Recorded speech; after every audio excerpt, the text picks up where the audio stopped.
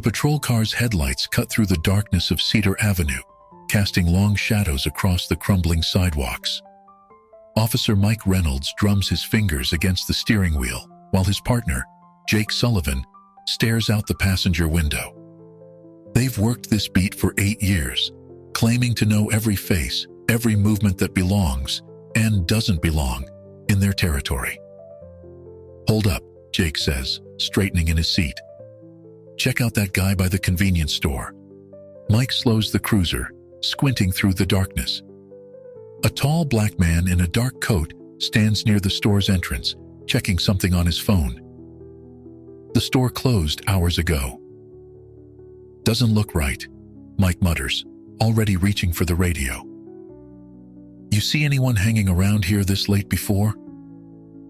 Jake shakes his head, his hand instinctively moving to his holster. "Never. Could be casing the place. Want to run it?" The officers exchange knowing looks, the kind developed over years of shared patrols and embedded assumptions. Mike cuts the engine, leaving the headlights on. The figure remains focused on his phone, seemingly unaware of their presence. "Let's see what our friend's up to," Mike says, stepping out of the vehicle.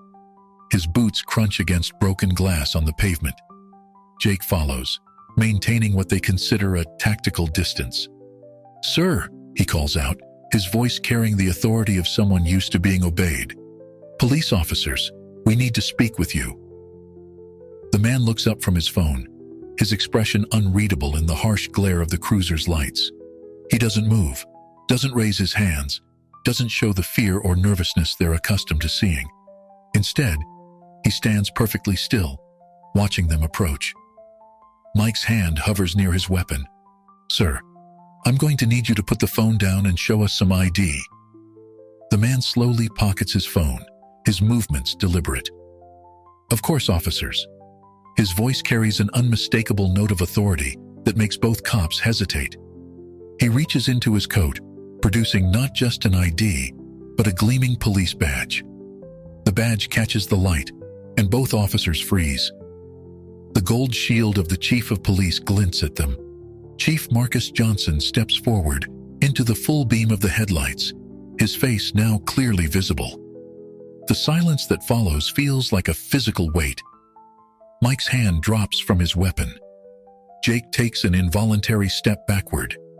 Neither officer speaks, their earlier confidence evaporating into the night air. "Would you care to explain?" Marcus says, his voice level but carrying an edge of steel. "Exactly what prompted this stop?" Mike attempts to speak, his words stumbling over each other. "Chief Johnson, the store's closed and we thought—" "You thought what, Officer Reynolds?" Marcus interrupts, his gaze steady. "That someone like me couldn't have a legitimate reason to be here?" The implications hang heavy in the air. Jake shifts uncomfortably, while Mike's face reddens in the darkness. Their assumptions, their biases, their routine practices, all suddenly exposed under their new chief's scrutiny. Marcus lets the moment stretch, watching both officers squirm under his gaze. Finally, he tucks his badge away and straightens his coat. "I expect a full report on my desk by morning detailing the specific probable cause that led to this stop. We'll discuss this further tomorrow." He turns and walks away, leaving Mike and Jake standing in the harsh glare of their own headlights. The night's routine patrol transformed into a moment that would change everything. Sunlight streams through the windows of Marcus Johnson's suburban home as the morning news blares from the living room TV. Local reporters crowd outside the police station, their voices overlapping as they discuss last night's incident. Sources confirm that newly appointed police chief Marcus Johnson was stopped by his own officers in what appears to be a racially motivated incident. Lisa Johnson paces the kitchen, her legal briefs forgotten on the counter. As a civil rights attorney, she's fought countless cases of police misconduct, but never expected her husband to become the next headline. "This isn't just going away, Marcus," she says, watching him calmly sip his coffee. "The community's already mobilizing. My phone hasn't stopped ringing since dawn." "I know," Marcus replies, his composure masking the turmoil beneath. Their teenage children, Malik and Maya, sit at the breakfast table, pushing their food around their plates. They've grown up hearing stories about police harassment, but seeing their father's name in the headlines hits differently. "Dad," Maya speaks up, her voice quiet. "Are you going to be safe at work?" Marcus sets down his coffee cup, choosing his words carefully. "What happened last night is exactly why I took this job. Change doesn't happen from the outside. We need people on the inside, willing to stand up and make it happen." "But they're your officers," Malik argues, his teenage anger bubbling up. "They work for you, and they still treated you like a criminal. How are you supposed to trust any of them?" Lisa stops pacing, watching her husband closely. "He's right, Marcus. The department's culture runs deep. One incident like this could spark real change, or it could make you a target." Marcus stands, straightening his uniform. "I'm not interested in being a symbol or a martyr. The department needs structural change, not just headlines." "Then make a statement," Lisa urges. "Call a press conference. Show the community you're taking this seriously. Your silence will only feed speculation." Marcus shakes his head. "A press conference turns this into a media circus. It becomes about me, not about the systemic issues we need to address." "It's already a circus," Lisa counters, gesturing to the TV where protesters are gathering outside the station. "The community needs to hear from you. They need to know their new chief understands their pain and is willing to act." Maya looks up from her phone. "It's all over social media, Dad. People are sharing their own stories of being stopped by Officers Reynolds and Sullivan. This goes way beyond last night." Marcus absorbs this information, the weight of his position settling heavily on his shoulders. Every move he makes now will be scrutinized by his officers, by the community, by his own family. A misstep could derail everything he's worked for. "I won't let this derail the reforms we need," he finally says. "But we have to be strategic. If I come out swinging, I'll lose half the department before I even start. If I stay silent, I'll lose the community's trust." Lisa approaches him, straightening his badge. "Then find the middle ground. Be the bridge this city desperately needs." The news continues to buzz in the background, but Marcus's mind is already working through scenarios, weighing options, considering consequences. The incident has forced his hand. Now he needs to turn it into an opportunity for real change. The police station's break room feels smaller than usual as officers cluster in tight groups, voices low, but tensions high. Mike sits apart from the others, coffee growing cold in his hands, while Jake leans against a nearby wall. The morning shift change brings curious glances and whispered conversations their way. "They're acting like we committed a crime," Mike mutters, watching another group of officers quickly look away. "We were doing our job, following protocol." Officer Sarah Chen, a younger cop with 3 years on the force, approaches their table. "Protocol? Is that what we're calling it now?" Her voice carries across the room. "You stopped the chief of police because he was black and standing on a street corner." The room falls silent. Jake pushes off the wall, uncomfortable with the direct confrontation. "You weren't there, Chen. You don't know what we saw." "I don't need to be there," she responds. "I've seen it enough times. We all have. We just never talk about it." Mike stands abruptly, chair scraping against the floor. "If you've got something to say about how we do our job—" "That's exactly the problem," Chen interrupts. "It's about how we all do our jobs." The confrontation sparks something in Jake. Later that afternoon, he finds himself in the department's records room, pulling files on civilian complaints. Mike reluctantly joins him, more out of partnership loyalty than conviction. They spend hours reading through testimonies. A black teenager stopped 3 times in 1 week walking home from basketball practice. A Hispanic woman pulled over repeatedly on her way to work. An elderly black man handcuffed in his own driveway while getting his mail. "Look at these dates," Jake says, spreading papers across the table. "These aren't old complaints. This is happening now, under our watch." Mike shifts uncomfortably. Every stop had a reason. "You know how it is out there. Better safe than sorry." "Safe for who?" Jake challenges, pushing a particular file forward. "Remember Mrs. Washington? The retired teacher we stopped last month? She was carrying groceries, Mike. Groceries. We made her put them down and stand spread-eagled because someone reported a suspicious person in a neighborhood she's lived in for 40 years. The weight of their actions begins to settle. They spend the afternoon interviewing residents, starting with Mrs. Washington. She invites them into her home, serves them tea, and tells them about her grandson, who takes a longer route to school to avoid police attention. More stories follow. A father who teaches his children to keep their hands visible at all times. A college student who texts his location to family members whenever he sees a patrol car. A business owner who keeps his store's lights on even when closed, hoping brightness will prevent suspicious activity calls. Mike remains defensive at first, but each story chips away at his certainty. During one interview, he recognizes a man he'd stopped multiple times. Watching him play with his young daughter while recounting those encounters forces Mike to see him as more than just another suspicious person report. The day ends with both officers sitting in their patrol car, the weight of revelation heavy between them.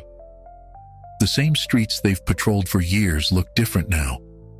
Every face they've treated with suspicion, every routine stop they've justified, all of it takes on new meaning. "We can't keep doing this," Jake finally says, voicing what they've both begun to realize. "We need to change." Mike stares through the windshield at their familiar beat, seeing it through new eyes. The certainty that once guided their actions has cracked, leaving uncomfortable questions in its place. The city's central plaza fills with people as the afternoon sun beats down. Young activists set up a makeshift stage using wooden pallets, while others distribute water bottles and hand-drawn signs. The crowd grows steadily, drawn by social media calls to action and word of mouth. Jasmine Brooks, a 23-year-old community organizer, stands on the makeshift platform, her voice carrying over the portable speaker system. "What happened to Chief Johnson isn't an isolated incident. It's what we've been telling you about for years. When even the chief of police isn't safe from profiling, what chance do our children have?" The crowd responds with raised fists and calls of agreement. Among them, Tom Martinez, a veteran investigative reporter for the local paper, scribbles in his notebook. He's covered dozens of protests over his career, but something feels different about this one. The incident with Chief Johnson has united different segments of the community in a way he hasn't seen before. "We're not here for violence," Jasmine continues, her voice steady and clear. "We're here to be seen, to be heard, to show that we won't accept business as usual anymore." Tom weaves through the crowd, recording snippets of conversation. College students stand shoulder to shoulder with grandmothers. Off-duty teachers chat with local business owners. The usual divisions of age and class seem less relevant today. A young man takes the stage, introducing himself as Marcus Johnson Jr. and the chief's nephew. "My uncle didn't want to be the face of this movement," he announces. "But his experience proves what we've been saying. It's not about a few bad officers. It's about a system that teaches police to see us as threats first and citizens second." Tom approaches a group of older residents watching from the shade of a nearby tree. Mrs. Washington, the retired teacher, recognizes him from previous community coverage. "You want to know what's different this time?" she asks, not waiting for his question. This time, they can't deny it. When they do it to one of their own, in uniform, with a badge, what excuse is left? The peaceful atmosphere shifts when police cruisers appear at the plaza's edges. The crowd tenses, remembering past confrontations. Jasmine quickly takes the mic again. "Remember why we're here. Stay peaceful, stay focused, stay together." But tensions escalate when more police vehicles arrive. Officers in riot gear begin to form lines, despite the protest's peaceful nature. Tom notices some officers looking uncomfortable with the show of force, while others grip their shields tightly. The confrontation begins with a misunderstanding. A young protester trips, knocking over a barricade. The metal crashes against the pavement, and someone in the crowd screams. The police line surges forward as protesters push back, panic spreading through the gathering. Jasmine and other organizers form a human chain, trying to separate the police from the protesters. "We are not your enemy," she shouts, her voice straining. "This is exactly what we're here to change." Tom's camera captures it all. The fear in young faces, the determination of the organizers, the confusion in some officers' eyes, the rigid stance of others. His photos will show both the best and worst of the city. Peaceful protesters facing off against militarized police, all because they dared to demand accountability. As the sun sets, the plaza becomes a tableau of America's ongoing struggle. Citizens exercising their rights to assembly and speech, facing off against the very institution they're trying to reform. The irony isn't lost on anyone. A protest about police overreach met with a show of police force.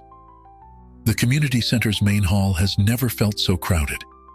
Folding chairs fill every available space, with people standing along the walls and spilling out into the hallway. Marcus Johnson stands at the podium, his uniform crisp, but his expression betrays the strain of the past few days.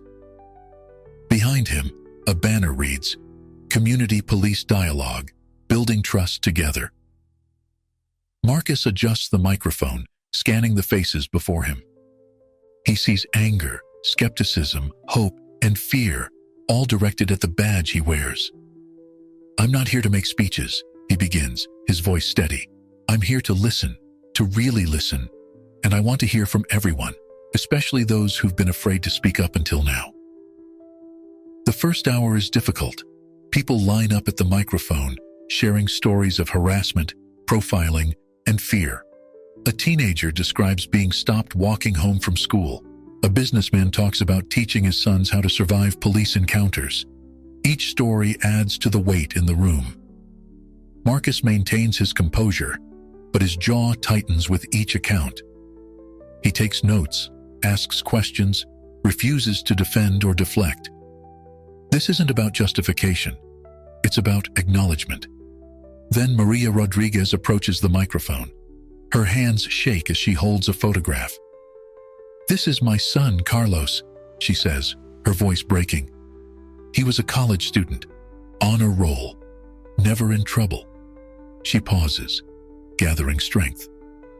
"Last year, your officers stopped him. They said he matched a description.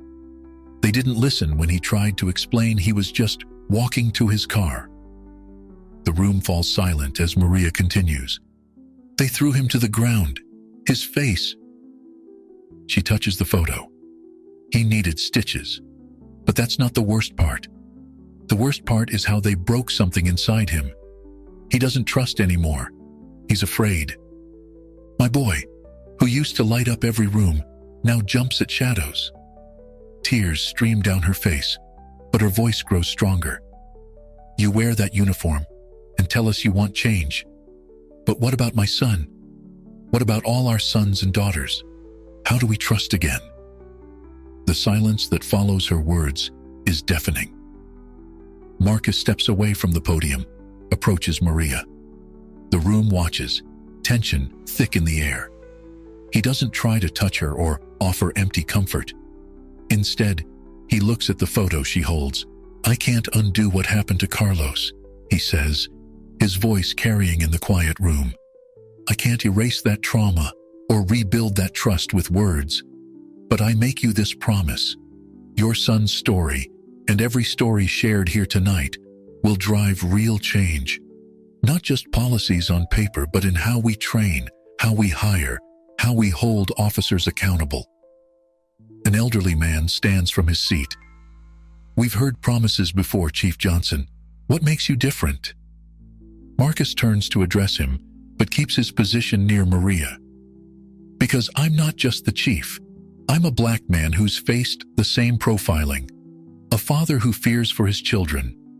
And now, I'm in a position to do more than promise. I can act, but I need your help, your stories, your oversight, your involvement in making these changes stick. More hands rise, more voices join the dialogue. The meeting stretches past its scheduled end time, but no one leaves. Even as heavy emotions fill the room, something else begins to emerge. A cautious hope that maybe, this time, change is possible. As the meeting finally winds down, Maria approaches Marcus again. She holds out the photo of Carlos. "Keep this," she says. "Put it on your desk. Remember why we're here." Marcus accepts the photo with the gravity it deserves, understanding that he's being trusted with more than just a piece of paper. He's being trusted with the community's pain, their hope, and their demand for justice. The neighborhood bar is nearly empty at 3 p.m. Mike and Jake sit in a corner booth, untouched beers collecting condensation before them. On the mounted TV, footage from the community meeting plays silently.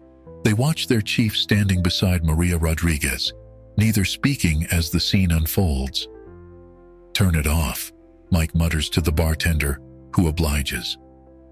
The silence that follows feels heavy. Jake stares into his beer, his usual confident demeanor stripped away.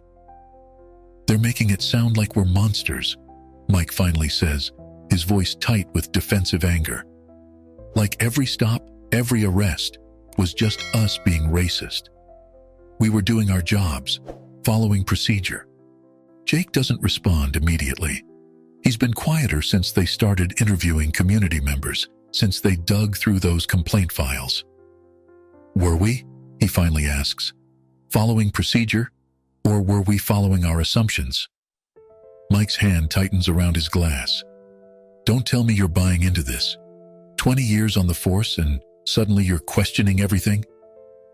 "Maybe that's the problem," Jake says, sitting up straighter. 20 years of not questioning anything. 20 years of, that's just how it's done. Did you see Mrs. Rodriguez's face when she talked about her son? That could have been any of our stops. We're not responsible for every bad cop out there, but we're responsible for ourselves. Jake's voice rises, drawing attention from the bartender. He lowers it again. How many Carlos Rodriguez's have we created? How many kids did we traumatize because they fit a description or looked suspicious? Mike stands abruptly, his chair scraping against the floor. So what's your solution? Let everyone do whatever they want? Stop enforcing the law? The law? Jake laughs bitterly. Was it the law we were enforcing when we stopped the chief, or was it our own prejudice? He pulls out his badge, staring at it. I used to be proud of this. Thought I was one of the good ones. But maybe there are no good ones if we just keep enabling the bad. The conversation devolves into an argument. Years of partnership strain under the weight of uncomfortable truths. Mike clings to justifications that sound hollow, even to his own ears, while Jake voices doubts that have been growing since that night with the chief. I can't do it anymore, Jake finally says, placing his badge on the table. I can't keep pretending we're not part of the problem. You're throwing away your career over one incident? One incident? Jake stands, his voice trembling with emotion. One incident that finally made me see all the others clearly. I've got 20 years of incidents I need to make right. Mike watches his partner head toward the door. Where are you going? To submit my resignation, Jake responds, without turning around. Then maybe to that community center. Someone needs to hear what we're not saying in those complaints we buried. Left alone in the booth, Mike stares at Jake's abandoned badge. On the TV, now muted, the news shows footage of protesters holding signs with his name and badge number. His phone buzzes with another message from Internal Affairs about his upcoming review. 20 years of certainty crumble around him as he realizes his partner might be right. The weight of all those stops, all those assumptions, All those moments of unchecked power press down on him. The question isn't whether he'll break under that weight, but what kind of man he'll be when he does. Late evening light filters through the blinds of Marcus's home office as he and Lisa spread papers across his desk.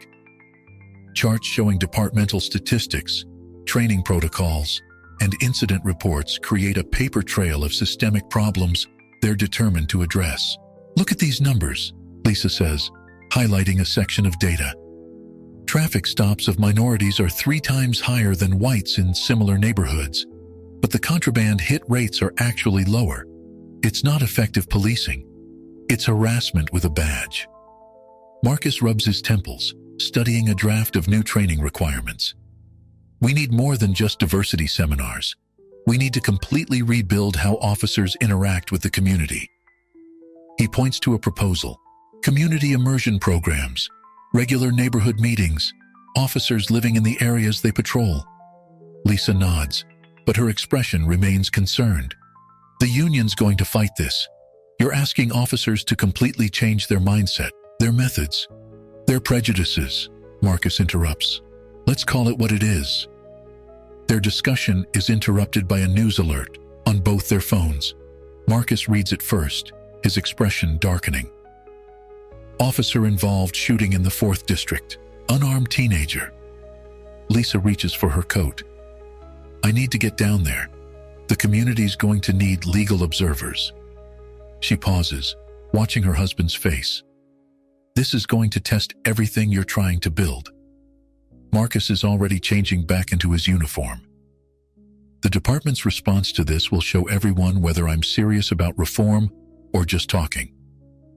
He checks his phone again as more details come in. The officer claims he saw a weapon. And did he? Cell phone. Marcus's voice is tight with controlled anger. Black case, metallic edges. The officer says it looked like a gun in the dark. The media begins calling both their phones. Outside, they can hear helicopters heading toward the 4th District. Everything they've been working on, the training reforms, the community outreach, the accountability measures, suddenly feels insufficient in the face of another tragedy. "They're going to say you're too focused on reform and not enough on supporting your officers," Lisa warns as they head for their cars. "The union will use this to fight your changes. And the community will say I'm not moving fast enough." Marcus checks his weapon and badge. Maybe they're right. Maybe incremental change isn't enough when kids are dying. The pressure of his position weighs heavily. The media has been portraying him as a transformative figure, a bridge between the police and the community. But bridges can collapse under too much weight, and right now, he feels the strain of expectations from all sides. His phone buzzes with another update. Crowds are gathering at the scene. Some officers are already requesting riot gear. Marcus sends a quick command: "No riot gear unless absolutely necessary. Focus on communication and de-escalation." "Be careful," Lisa says, heading to her own car. This could either be the moment that proves change is possible, or the moment that proves it isn't, Marcus finishes. Either way, we're about to find out if these reforms are worth more than the paper they're printed on. As they drive toward the growing crisis, Marcus thinks about all the meetings, all the planning, all the careful negotiations to build support for change. The courthouse steps swarm with reporters and protesters as Mike makes his way inside, head down, lawyer at his side. Unlike previous days in his career when he'd confidently climbed these same steps to testify against suspects, now he's the one facing judgment. Jake enters through a side door, having chosen to arrive separately, another sign of their fractured partnership. In the marble hallway, television screens broadcast breaking news.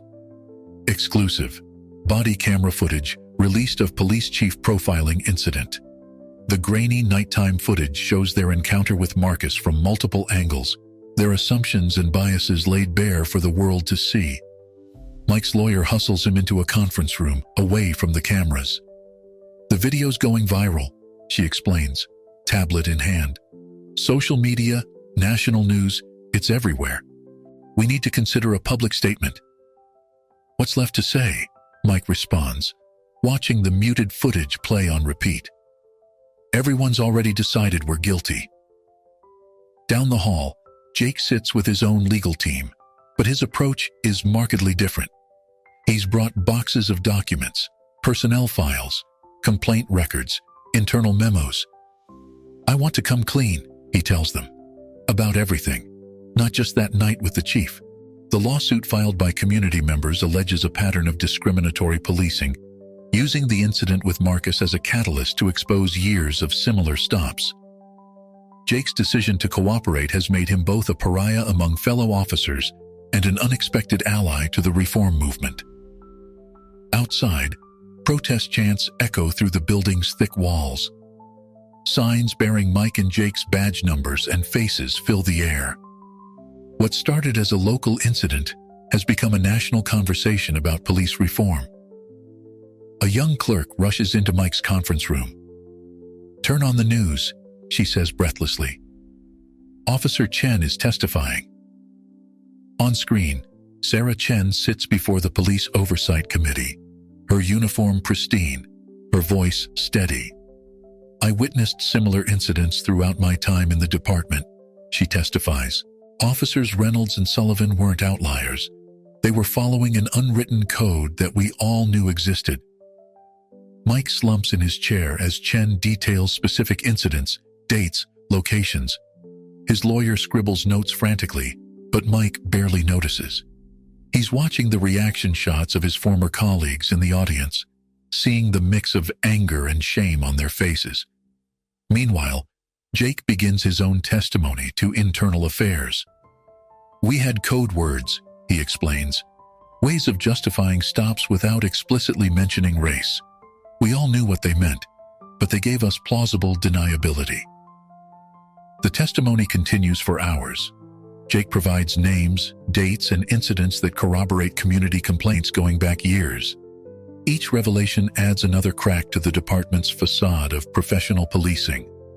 By late afternoon, the video of Marcus's stop has been viewed millions of times. Social justice activists analyze every frame, pointing out the subtle and not-so-subtle signs of racial profiling. Police unions scramble to defend their members while distancing themselves from Mike and Jake's actions. In a quiet moment between sessions, Mike encounters Jake in the courthouse bathroom. The tension between them is palpable. "You're burning everything down," Mike accuses, breaking the silence. Jake washes his hands slowly, deliberately. "No," he responds, looking at his former partner in the mirror. "We did that years ago, every time we chose to look the other way. Every time we told ourselves we were just doing our jobs. The truth was always going to come out, Mike. At least this way, maybe something good can come from it." The bathroom door opens as another wave of reporters' voices floods in. Both men know that after today, nothing in their department will ever be the same. The question is whether that change will lead to real reform or deeper division. The courtroom buzzes with tension as Marcus Johnson takes the witness stand.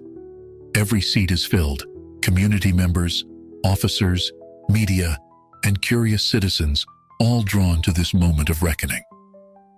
Mike and Jake sit at separate tables with their attorneys, their former partnership now divided by both space and ideology. "Chief Johnson," the prosecutor begins, "please describe the events of that night." Marcus's testimony is measured, precise. He doesn't dramatize or embellish. Instead, he methodically deconstructs each moment, each decision, each assumption that led to his stop. "I was checking my phone for a text from my wife," he explains. "That's what aroused their suspicion, a black man standing near a closed store." The defense attorney for Mike interjects frequently, trying to establish reasonable suspicion, but Marcus's responses dismantle each argument. "In my 23 years of police work," he states, "I've never seen a burglar case a store while standing under a streetlight in full view of passing traffic." When questioned about departmental reforms, Marcus's voice takes on a different tone. "This isn't about one incident or two officers," he testifies. This is about a culture that teaches police to see threats instead of citizens, dangers instead of community members. Mike shifts uncomfortably as Marcus describes the broader pattern of stops, the statistics, the complaints that mirror his own experience. Jake, however, leans forward, nodding slightly, his own testimony having already confirmed much of what Marcus describes. The pivotal moment comes when Marcus addresses Mike and Jake directly, turning in the witness stand to face them. The judge allows it, sensing the importance of this exchange. "Officer Reynolds," Marcus begins, looking at Mike, "you've spent 20 years believing you were protecting your community. But who in that community ever asked to be protected from someone checking their phone? From kids walking home from school? From families living their lives?" He turns to Jake. "Officer Sullivan, you've taken steps toward accountability, but acknowledgement isn't enough. The damage done to countless lives through these practices can't be undone with testimony alone." The courtroom hangs on every word as Marcus continues. This moment isn't just about punishment, it's about transformation. The question isn't just whether you're guilty of profiling me. We know you are. The question is whether you're ready to acknowledge the deeper guilt of every stop before mine, every life you've impacted, every citizen whose rights you've violated while hiding behind a badge. Mike's attorney starts to object, but Mike raises his hand, stopping her. For the first time, he rises to speak directly to Marcus and the court. The room holds its breath. "I believed I was one of the good ones," he says, his voice rough with emotion. "I told myself every stop was justified, every assumption was based on experience, not bias. But sitting here, listening to everything, I can't hide from it anymore. The chief is right. What happened that night wasn't an isolated incident. It was just the first time our victim wore a badge." Jake stands as well. "We were taught to see threats everywhere," he adds. "But the real threat was our own prejudice, our own unquestioned assumptions.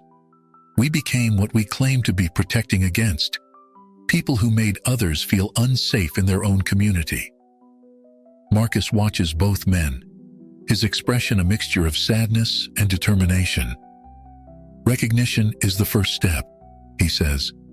"But what matters now is what comes next. Are you ready to be part of the solution, or will you remain part of the problem?" The silence that follows his question fills the courtroom with the weight of history and the possibility of change. Everyone present understands that they're witnessing more than just a trial. They're seeing the beginning of a fundamental shift in how police and community interact. The courthouse erupts in a mixture of cheers and tense murmurs as the verdict is read. In the matter of professional misconduct and civil rights violations, this court finds officers Michael Reynolds and Jake Sullivan guilty on all counts. Mike stands rigid, his face pale, while Jake closes his eyes, accepting the judgment. The judge continues, "Both officers are hereby terminated from their positions, effective immediately. Additionally, they will participate in community reconciliation programs as part of their sentencing." Outside, the steps fill with crowds reacting to the verdict. Signs that once demanded justice now proclaim victory, but beneath the celebration runs an undercurrent of unfinished business. Real change requires more than a single verdict. As the crowd disperses, Lisa Johnson stands at the podium, surrounded by community leaders. The reporters lean forward, expecting a typical post-verdict statement. Instead, she drops a bombshell that shifts the entire narrative. "Today's verdict is just one part of a larger strategy," she announces, her voice steady. "For the past year, I've been building a comprehensive case documenting systematic discrimination within the department. The incident with my husband wasn't random. It was an opportunity to expose what many of us have known for years." The revelation sends shockwaves through the assembled crowd. Marcus, standing nearby, shows no surprise. His face reveals this was a planned disclosure. "My position as a civil rights attorney," Lisa continues, "gave me access to hundreds of similar cases, but we needed one that couldn't be dismissed or explained away. When officers stopped the chief of police himself, they provided irrefutable evidence of the biases we've been fighting.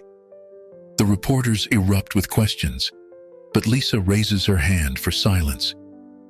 This was never about revenge. It was about creating a moment so clear, so undeniable, that real change became inevitable. Marcus steps forward to join his wife. From this moment forward, he announces, our department will implement the most comprehensive reform program in the country. We've secured federal funding and oversight. Every policy, every practice, every aspect of training will be rebuilt from the ground up. In the back of the crowd, Mike and Jake listen, their faces reflecting different reactions to this revelation. Mike looks betrayed, but Jake shows a glimmer of understanding, perhaps even respect for the strategic brilliance of it all. The final scene unfolds at a community reconciliation ceremony weeks later. Marcus stands before a mixed audience of officers and citizens. The department's new policies are in place. Body cameras are mandatory, and community oversight boards have real power. Today, we begin again, Marcus declares, not as police versus community, but as one community working together for justice. Lisa stands to speak, holding up a thick binder. This contains the stories of everyone affected by the old system. We will never forget where we came from, but we also won't let those stories define where we're going. As the ceremony concludes, an unexpected moment occurs. Jake approaches Maria Rodriguez, the mother who shared her son's story. They speak quietly, tears in both their eyes. It's a small moment of healing, a symbol of the larger reconciliation the community desperately needs. The story ends not with triumph or tragedy, but with hope, tempered by the understanding that real change requires constant vigilance. As Marcus and Lisa walk through the crowd, they see both the progress made and the work still ahead. The system wasn't transformed in a single moment or through a single case, but that case opened a door that can never be fully closed again. In the final moment, Marcus places a new photo next to Carlos Rodriguez's picture on his desk, one showing the community and police working together at a neighborhood event. It's a reminder that justice isn't just about punishment. It's about creating a future where such photographs become the norm rather than the exception. Now, faced with a real test, he knows that theoretical reforms mean nothing without practical application in moments like these. The fate of his reforms, his leadership, and possibly his community's future will be determined by how he handles the next few hours. The weight of that responsibility sits heavily on his shoulders as he drives toward what could either be a breakthrough or a breaking point.